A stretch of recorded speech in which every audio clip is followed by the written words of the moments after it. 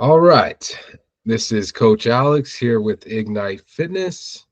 Welcome back to another episode of Coach's Corner, brought to you live by different Ignite coaches from all over the US as well as in other countries as well, like Canada and the UK. Today on our episode, we're going to be talking about supplements and the use of importance and understanding their true impact. So welcome to our podcast. This is an increasingly prevalent, topic that comes up, right? Especially with what's going on in the world today, as far as like our inflation and cost at the grocery store, and how can we, kind of get all of our nutrients that we need while budgeting, right? And so supplements, a lot of people turn to supplements, dietary supplements. With store shelves brimming and with various pills and powders, like how do we know which ones are truly beneficial, right? So today I've got Coach Jesse. Jesse, let us know a little bit about yourself, and we can kind of go from there. Sure. Hi, everyone. I'm Coach Jesse. I'm a certified personal trainer and coach with Ignite Fitness. So like Alex said, today we're talking about supplements. Surveys indicate that over half of US adults take at least one supplement daily, but are they all necessary? So we'll explore that, the science behind supplements, and provide guidance on making informed choices. Awesome. Thanks, Jesse. Welcome, and thank you for joining us today. Jesse, actually, guys, just had a baby almost 8 weeks ago now. So she's a mom that's out on a mission, so she's already back up and at it. She's been working out, doing postpartum videos that you guys can check out online. You can also find it on her, I believe, on her Instagram, which we'll drop here at the end, both Bryce and Jesse, how you can get a hold of them. But yeah, check her out. She's doing things. She's a mom on a mission. So thanks for being here again, Jesse. Bryce, welcome. You're a regular on the podcast. Our regular viewers, our regular listeners probably know you well, but let's go ahead and introduce yourself and what's your thoughts on supplements? Yeah, excited to be back. A little rundown on me, I guess. I'm a strength and conditioning specialist. Just started on as an online trainer with Ignite, and I come from a baseball background that I still train in. So excited to get into this. Building off of what Jesse said, we'll also address some common misconceptions and then highlight some supplements which have benefits, and then others which may be a little more hype than actual help. Right. Perfect. Thanks, guys. Well, welcome. I'm glad to have you both here today. So let's dive right in. We're going to talk about the role of supplements in a balanced diet, right? So let's start with the basics. Ideally, we should obtain our nutrients from a well-rounded diet, rich in fruits, vegetables, whole grains, and lean proteins, right? What are your thoughts, guys? Absolutely. I definitely agree with that. I think we should always turn to whole foods first before we turn to supplements. But different populations, might have increased nutritional needs or restrictions that make it challenging to get all these essential nutrients from food alone. So that's when supplements can be really beneficial. Right. I agree. How about you, Bryce? Yep, exactly what Jesse said. When you look at some people like pregnant women, people with medical conditions, some of those people in different populations may benefit from some more targeted supplementation. I agree. Yeah. And also being in like the fitness realm, right? It's just something like we're taxing our bodies a lot when we're training, not just exercise, but training, right? You're going through training regimen. So it's something you're always brought up around, right? Protein powders, creatine, other stuff we'll get into. Like it's just kind of a part of the environment and the culture of fitness, right? And the culture of especially like when you get into sports and athletic training, right? So like what's beneficial, what's kind of just for hype. We'll talk about that a little bit towards the end. But yeah, we'll dive in and kind of get the evidence-based benefits of specific supplements, right? Some science-backed studies. So not all supplements are really created equal. Some have robust evidence supporting their use, others not so much. Yeah, take omega-3 fatty acids, for example. Research suggests that omega-3 supplementation may have cardiovascular benefits, although there's more studies that need to be confirmed. I think protein is actually a really good example of this as well, that not all protein powders are created equal. Right. Some aren't tested as thoroughly, so you might have some protein powders that actually don't contain as many complete proteins as are on the nutrition label. So those are always things to kind of look into when you're looking at supplements and, you know, which companies to go buy. Yeah. 100%. Like, and also the other thing with proteins, we got to talk about that because that's a really prevalent one, is like where are they being manufactured? What type of protein is it? Right. And then also like hidden sugars. Sometimes people the protein bars or the protein powders, and you've got excess amount of sugar in there. So they're gaining a bunch of weight, of fat, not just weight, right? Not muscle, but fat. They're like wondering why. It's because they've been having 2 to 3 protein shakes a day with, you know, 26 grams of sugar in each, right? So definitely you want to check the labels and what is it really necessary if we again we gotta have that whole well-balanced diet, you know. So great point there. What do you think, Bryce? I think vitamin D is another one that has some good evidence behind it in regards to bone health and immune function. So vitamin D best obtained through primarily sunlight and also food. So if you're in a region, like if you're in Washington or Seattle with limited sun exposure, it's probably important that you supplement vitamin D. You know, you're in the population there that's deficient, so that may be a beneficial one for you. Yeah, for sure. I think what is it, like Alaska, right? Certain parts of Alaska, they get like 23 hours worth of night or 23 hours worth of sun, depending on which part of the year it is, right? So yeah, that might need some vitamin D up there. Good stuff. There are potential risks and misconceptions with supplements too. Like let's address the dangers of unnecessary supplementation and common myths, right? So like while some supplements can be beneficial, they certainly aren't without risks. Overconsumption or unnecessary use can lead to adverse side effects. And if you're going to overconsume protein, like it's harder on the liver, the kidneys, things like that to process the proteins. So there are adverse side effects. Everything in moderation, right, guys? Yeah, exactly. I agree with that. I think obviously consulting with healthcare providers is always crucial for people to do. There are, you know, basic blood tests and things like that that we can utilize to kind of test levels, a lot of which can be done by your healthcare provider. There's also a lot of companies out there now that do way more in-depth you know, testing, blood testing, those kind of things, if that's available to some people, just to make sure you're not, you know, overdoing something, or even kind of to tell you when supplementing might be useful if you're deficient in something. Right.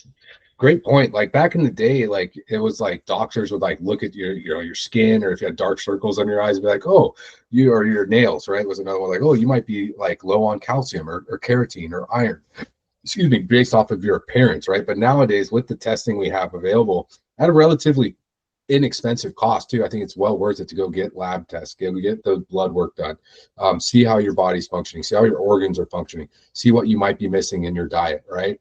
And it doesn't necessarily mean you always have to turn to supplements in order to get that. Sometimes it's just a change in your diet, right? So, great point there. Great point. What about you, Bryce? What do you think? Yeah, I agree. When you look at like overconsumption risks, I think multivitamins is also a pretty big one that people don't necessarily handle the right way all the time. So there's many health benefits from them, but you want to emphasize the importance of a nutrient-rich diet over reliance on a multivitamin or something along those lines. And I don't know if, you know, either one of you guys has a different opinion than me on this, but I think it's never like the risk in this comes from liver and kidney having to work harder rather than having too high of levels of vitamin C or vitamin D. You know, it's not a risk in the vitamin itself, it's what you're making your body process, right? Right. Yeah. A lot. Yeah, that's a true point. So you take a bunch of creatine, for instance, right, or vitamin C, let's say. Most of the time, your body will excrete it, right? It'll get rid of it, usually through urine or defecation, right? So it's going to excrete it. But how does it excrete it? It has to travel through your system first. It's going to have to go through your liver. It's going to have to go through your kidneys, right, to be processed and excreted out of your system.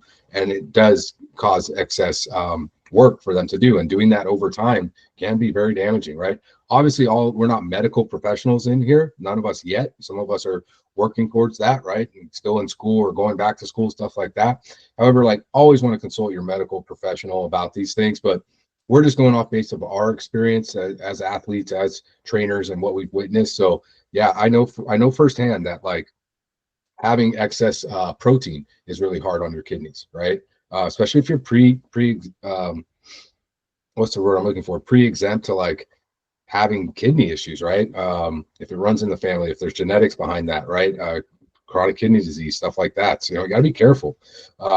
Putting excess amounts of nutrients in your body can be detrimental. So it is definitely something that, we're going to want to talk about. And that kind of leads us to our next segment here is like, we're going to advise like how to approach supplement use responsibly.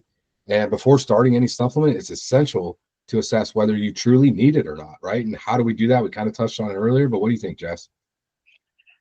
Yeah, I think that like we've kind of touched on, you should always turn to, whole foods and trying to get all of the nutrients you need within your diet first. So, supplements aren't necessarily like a fix all. If you have a really poor diet, just like adding supplements in, I don't think is gonna help an extreme amount.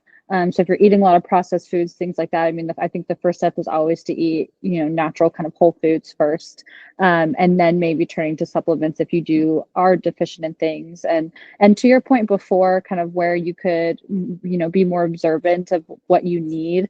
I think that's a great start as well of just like kind of like analyzing your overall diet and really seeing if you might need to supplement in a way. And then, like you said, always, go to a healthcare professional as well before you kind of start anything like extreme as far as supplementation. So that's what I would have to say about it. That's great. That's great advice. 100%, Bryce. How about you, Bryce? What do you think? Yeah, I think use tests to identify your deficiencies. And then remember that supplements are meant to complement the diet, not replace it. So you want to prioritize obtaining nutrients from whole foods whenever possible. Right, man. Right. Yeah, Jesse, you guys both hit it. Jesse and Bryce, you guys hit the nail on the head, right? So I agree fully. Even though most of us are stubborn, we don't always do that. We especially don't really necessarily like going to the doctor, and see what they have to say. But like seriously, go get some lab work done, get it done, see where you're at. Know for sure what these numbers are rather than guessing, right? So and consult your physician. So hey, we receive some like questions once in a while that come in that pop in from listeners. So let's dive into a few listener questions. I'll go ahead and read off the questions. I'll let the coaches answer here. But yeah, so we received some great questions. Let's dive in. Can taking too many supplements be harmful? What do you think? I'll jump in there.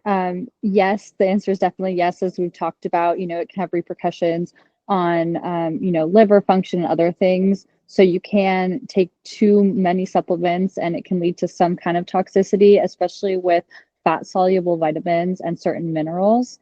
It's essential to stick to the recommended doses when taking supplements so that you're not overdoing it. And like we can't stress enough also, have a healthcare provider and utilize them as a resource as well, because this isn't obviously medical advice. Right. Thanks, Jesse. Thank you.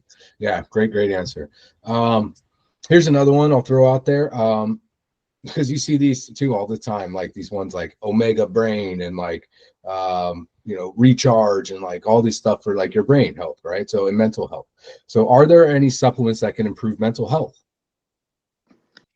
Yeah, some studies suggest that omega-3 fatty acids and certain B vitamins might support that. They shouldn't have the role of replacing prescribed medications or therapies to support mental health, though.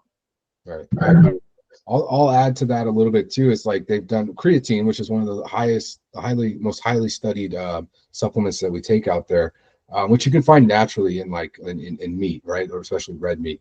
Creatine is you're finding have way more cognitive benefits as well beyond just the muscular benefits. So that's an interesting one to kind of kind of dive into. We could do a whole podcast just on creatine. No joke. We probably will one day. So, but yeah. Anyways, thanks, Bryce. That was great. Yeah. So there's just some of the questions that we got. We're going to kind of dive in here at the end. We're going to go over the top 5. Speaking of creatine, we're going to go over the top 5, and then also the that are backed by science, right? Top 5 supplements, and then top 5 overrated supplements, as well as backed by science. So I do appreciate you guys all being here. We're going to go over those shortly. Yeah. So like at this point, well, I guess we'll kind of summarize a little bit before we jump into this top 5. In summary, while supplements can play a role in addressing specific nutritional gaps, they're not usually the cure-all. right? So it's not all about like, hey, I'm not going to have a balanced, well diet, nutrition diet. I'm going to have a shit diet, and I think that I take these supplements and it's going to, benefit me. And that's not necessarily the case, right? It starts with your diet first and foremost. I think that's what all coaches kind of made a point of saying today. Is like having a well balanced whole diet and getting your nutrients through those whole foods. I think is crucial, right? What do you guys think? Let's close off that a little bit, and we'll go into the top five and the bottom five. Yeah, I would just like to reiterate, just prioritizing a balanced diet before taking any supplements. I think if anyone comes to me for personal training, I'm not just going to throw them on a supplement stack. There's so much to look at as far as nutrition and diet and exercise and things like sun exposure for overall health before we, go into supplements and start utilizing them. I agree. What do you think, Coach Bryce? I agree. I think the most important thing is just stay informed with what they really do, how you want to use them, and how they can kind of relate to you achieving your goals. So if you stay informed, stay healthy, and then always approach them with a critical mind and think through them, you're going to be in a good spot. Roger that. I hear you on that, loud and clear. Cool. Well, let's go over these top five. That's probably what most of the listeners have been wanting to hear. What are our top five backed by science? So let's look at it. Number one on the list, top five, backed by science, creatine monohydrate. No surprise there. Why? It's one of the most well-researched supplements for muscle growth, strength, and cognitive benefits, as I alluded to earlier. Our scientific support was a study in the Journal of the International Society of Sports Nutrition that confirms that creatine enhances power output and muscle recovery. Who does this benefit? Athletes, weightlifters, and even older adults looking to maintain muscle mass. That is so underrated. Like everybody should be on creatine, whether you're working out or not. The cognitive benefits that they've done more and more studies on, like super beneficial. One of the things to avoid, you got to make sure you maintain you have enough water, right? You're keeping your water intake throughout the day. You might put a little extra stress on your kidneys, but again, they've looked into that study too, and there's mixed studies on that. But anyways, having an adequate water supply throughout the day is kind of crucial as well. So anyways, what do you think? What's the next one? Let's let Jess take the next one. Number two for Jesse. Sure. Yeah, number two would be omega-3 fatty acids, so fish oil. So why? It supports heart health, brain function, and can reduce inflammation. So that comes from the American Journal of Clinical Nutrition. They found that omega-3s improve cardiovascular function and cognitive health, like I just stated. And so who can benefit? Anyone who's not consuming enough fatty fish. So salmon, sardines, things like that. Again, we can find omega-3 fatty acids, in a lot of different foods, especially fatty fishes. But if you're not eating enough of that, they do make, fish oil pills or things like that you can supplement with to make sure you're getting enough omega-3s. Right on. Thank you, Jesse. How about Coach Bryce? What's number three? Yeah, next up, we have vitamin D, essential for bone health, immune function, and hormone regulation. The Journal of Clinical Endocrinology and Metabolism links vitamin D deficiency to increased risk of osteoporosis and immune dysfunction. And who benefits is typically people with limited sun exposure, athletes, and those in colder climates. Beautiful. Thank you. I'll go ahead and go with number four, would be magnesium. Okay, that's a big one. I take that right now to help me fall asleep at night. I used to take melatonin quite a bit. Got kind of dependent on melatonin actually for a while, and then magnesium was its replacement. It really helps me sleep at night. So I highly advise anybody who's struggling with sleep at night, check out magnesium. It supports muscle recovery, sleep, and stress management. The scientific backing would be studies in Nutrients Journal. It shows magnesium supplementation helps with muscle cramps, anxiety, and sleep quality. Who does this benefit? People with high stress, athletes, and those who struggle with sleep. I'm all three of those. So let's go. Definitely is helping me out quite a bit. So what do we got for number five, Jess? Great. So this is probably the most well-known supplement is protein powder. So they have whey or plant-based protein powders. It's a really convenient way to get in enough protein. If you're really active, you're weightlifting, and you're trying to put on muscle, getting enough protein is something that's really important, or your body's not going to be able to do it. So anyone can really benefit from this. Obviously, there's tons of natural protein sources, like meat and eggs, and there's some protein in things like peanut butter if you're more plant-based. But it can be tough to kind of like eat enough protein throughout the day, especially if you're busy. So protein powder is kind of a quick and easy way to satisfy that. Again, you want to look at the company that's making the protein powder, kind of the additives that they're adding to it, as well, so that you're not kind of ingesting a bunch of garbage along with your protein. 100%. Well spoken. Well spoken. All right. Well, let's get into the top 5 overrated supplements that not worth the hype. Again, you're going to have to figure these out on your own, guys. It's just our opinion as coaches, but let's get into these top 5. Bryce, you can start us off with number 1. First up, we've got branched chain amino acids, BCAAs. So if you're already eating enough protein, they likely provide no additional benefits.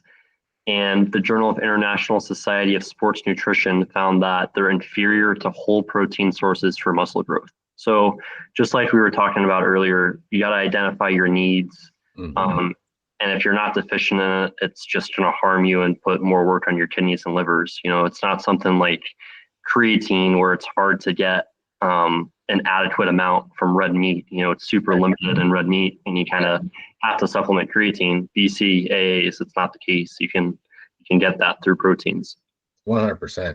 I think interesting. I've heard that like back and forth, right? When I started lifting weights and get into athletics, it was like very crucial to take BCAAs, and it's really changed. The scientific studies have really changed quite a bit. And again, this is a caveat to like it's inferior to whole protein sources. So if you're like getting an adequate amount of protein throughout your whole diet, like we touched on earlier, then like it's inferior. However, if you're not, it's not going to hurt you, right? So it is definitely not worth the hype. However, if you're not getting enough whole protein sources, then it's not necessarily a drawback, right? Hope that doesn't switch anybody's opinion up on that or make them think differently. So really it just depends on yourself and like where you're getting your protein sources from, right? So let's go into number 2. Coach Jesse, what do we got? Great. So number 2 is fat burners. Most fat burners are just a bunch of caffeine. And as coaches, I think we kind of had a little bit split about, the benefits of caffeine and how much caffeine you should take. Kind of varies per person. My personal opinion on caffeine is that you really should limit it, especially if you're wanting to, get good sleep at night. Caffeine has a really long half-life. So if you're trying to take fat burners throughout the day, or even just, taking a bunch of caffeine later in the day, it's really going to affect your sleep, which is going to have a really negative impact on your health overall. And so fat burners, I really don't think that they work in general. And again, there's really no kind of quick fix for people as far as, like losing weight. You have to kind of put in the time and, focus on nutrients and that kind of thing, so that you also are, focusing on longevity and health overall, and not just making yourself sick. Yeah, 100%. I think I agree with you there. I think a lot of us probably do. I'll take number 3 on our top 5 overrated supplements, and that's going to be testosterone boosters. Let's talk about why. Most natural test boosters like Tribulus terrestris have little impact on testosterone. There's also tertekistone. I can't remember. Turkistone. Oh man, there's so many of them, right? But they have little impact on your testosterone levels. Scientific evidence is a journal of strength and conditioning research review found that no significant effects on muscle gain or strength. Me being a 39-year-old male, I've gone down that path of like, okay, do I, is my testosterone depleting? They usually say about the age 35 or even younger, like it starts to deplete little by little each year. So like, where am I at? And I did one of those things where like, okay, I'm going to take this natural stuff, see if it makes me feel stronger or better, in the gym, more energy, stuff like that. I felt no difference at all, honestly, when I was taking it. I did eventually do the smart thing, right? The thing that we suggested we do as coach. I went and got my lab work's done. I said, hey, I want to see where my test levels are at. It came back at like 690 deciliters, right? So super high testosterone still, even though I'm 39. So it's going to be different for everybody. But the natural test boosters, guys, do not waste your money. I can honestly vouch for that myself. It's not worth it. Definitely overhyped. All right. So if you're going to go do it, I'm not opposed to guys getting on testosterone replacement therapy. or women as well for hormone replacement therapy, and some of them take testosterone as part of that. Go get it checked, though. There's so many different sources. You can do it online. You can do it with your physician. Just go get your lab work done. Don't be taking the stuff over the counter, because honestly, you're going to be wasting your money. You guys have any thoughts on that one? I agree with all that. There's a lot of information out there on how to do it the right way. So that may be a podcast for us for a different day, but a lot of other ways to boost testosterone than to take these quote unquote natural boosters. Yeah, roger that. So yeah, we'll definitely talk about that more and more. We'll do a podcast on that, and we could do a podcast for our female listeners as well, and talk about the different hormone replacement therapy for them and the benefits and the drawbacks. Definitely a good episode. What do you think about what's number 4? Number 4, we can go back to Coach Jesse, and then we'll have Bryce finish out with the number 5. Yeah, so number 4 is multivitamins. Again, kind of unless you have specific deficiencies, most of the multivitamins provide, little benefit. Kind of for me, I'm personally on a prenatal vitamin. Even, after having my baby, I'm still on it, which kind of is a general multivitamin. However, during pregnancy, we kind of test levels of different things, including things like iron, which I was severely deficient in. So although it's kind of a multivitamin, it has a lot of iron in it. So it's kind of, geared towards that, which a lot of women are deficient in iron. And it also has things like biotin in it, which, for postpartum, a lot of postpartum, moms, we experience like hair loss and things like that. So biotin and things can kind of help combat that. So while I am on a multivitamin, it is kind of targeted towards things that I have tested my levels for. So I would just kind of throw that in there, that sometimes multivitamins can be useful, although I think generally they're overrated unless you are deficient in something. Yeah, 100%. And like, we call it our Phoenix Moms program, right? But we have prenatal, postpartum, but like, 2 moms go through so much. Your body goes through so much, having children, right? And a lot of that is like you lose a lot, right? Because you're giving a lot of your nutrients to that child that's developing inside of you. So, prenatal, postpartum vitamins, I think are very crucial for people to be on, right? And kudos to you, mom on a mission. 8 weeks 8 weeks ago, you had a little dude, and you're out here, you're working out, you're doing stuff, you're amazing. So real inspiration to other moms out there. So yeah, guys, definitely check out Jesse. We'll go over how we can get a hold of everyone here shortly. Bryce, what's number 5? Let's wrap this up, and then we'll go over how we can get a hold of us, and we'll talk about next episode here. We've got pre-workouts here at number 5. So the classic flashy marketed sports nutrition store items. They're typically high stimulants with no real benefits, a lot of caffeine in them, and caffeine does enhance performance, but many of the pre-workouts lack clinically effective doses of other key ingredients, like beta-alanine in there. So pre-workouts generally overhyped. Caffeine can be beneficial, but there's much better ways to do it than buying the typical flashy pre-workout. 100%. Yeah. Thank you, Bryce. All right, guys. Well, thank you very much. I think that kind of wraps it up. Our listeners probably had enough of us so far. So, there's a couple cool topics that we can branch off and definitely dive into. We talked, about, testosterone, creatine, we'll talk about the prenatal, postpartum stuff, the multivitamins, what it's like. We could have Jesse and then some of our other Phoenix moms like talk about what it's like to be a mom and still working out, and then trying to come back and deal with the different stuff that we go through, that mothers go through, right? Whether it be depression or getting back to like physical fitness, physical peak fitness, like how we can do all that. So great stuff. So Jess, how can we get a hold of you, like on social media? Where can people find you? Obviously, you can find both of our coaches, all of our coaches, in the Ignite Fitness app. You can go to the resources tab, and you can go to our school. We have a free public school that's open to the public, and you can find coaching bios for all of our coaches. You can reach out to them directly, message them on there, as well as you can find them on social media. So we'll start with Jess. Where can people find you on let's say, your Instagram? Yes, you can find me on Instagram. It's Jessie, Jesse, .ignite fitness. And I have links there. You can set up kind of a one-on-one meeting with me if you're kind of interested in coaching with me. And all my other links and stuff are on there.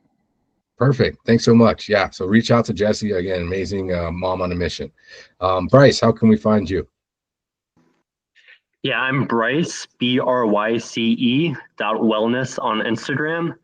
And like Jesse, I've also got a link to my bio site on there where you can see some other information and then check out some videos of my philosophies on Instagram and Facebook there. Cool. Thanks so much, Bryce. Thank you guys both for being here. Again, this is Coach Alex, one of the head coaches with Ignite. You can find me at _Alex_Gage, Gage, on Instagram. Again, similar to the other coaches, you can have direct links that will link you to scheduling a one-on-one with me if you want to work with me or just chat with me or however that goes. So our next episode, guys, we'll be talking about building a growth mindset, what that looks like. We're talking about motivation. We're talking about discipline, because motivation can come and go, and building that growth mindset and sticking to it. So tune in. We'll have our different coaches again from all over the US and Canada and the UK, real coaches who work with real clients and have lived it. So yeah, tune in again, and we really appreciate for having you guys. Thank you.